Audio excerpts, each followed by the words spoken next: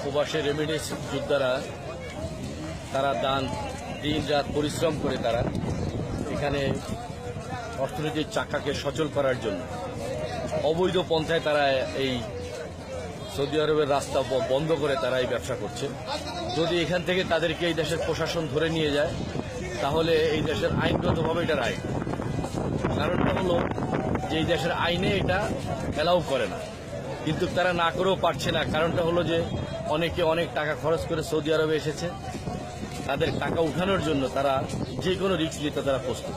এই জন্য বর্তমানে সৌদি আরবে যে ভিসা চালু হয়েছে সেই ভিসার প্রেক্ষাপটে দেখা যাচ্ছে যে অনেক জায়গায় শোনা যাচ্ছে এবং দেখা যাচ্ছে যে বাংলাদেশে নাকি একটা সিন্ডিকেটের মাধ্যমে কিছু লোক আসতেছে যারা নাকি মেন পাওয়ার এবং সৌদি এম্বাসি কন্ট্যাক্ট করে তারা আনছে, তাদের মেডিকেলও লাগে না।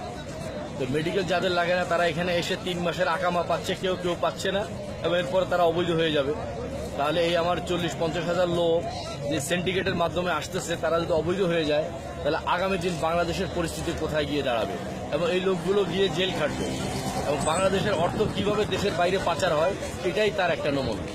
এই জন্য আশা করব যে সরকার এইদিকে, প্রবাসীরা বলছে যে সরকার যেন এইসব দিকে দৃষ্টি দেয়, যেন প্রবাসীরা তাদের চাকরির নিশ্চয়তা পেয়ে যেন তারা সৌদি আরব মিডল ইস্টে যে কোথাও আসে। মিডল ইস্টের প্রত্যেকটা জায়গাতেই এখন অর্থনৈতিক মন্দা দেখা দিয়েছে। এই জন্য আশা রাখবো যে আমাদের বাংলাদেশি যারা তারাও যেন চাকরির নিশ্চয়তা পেয়ে আসে, যেন ভিসা পেলেই যেন তারা না চলে আসে। রিয়াদ থেকে আলহাজ আবু সাইদ, বাংলা ভিশন, সৌদি আরব।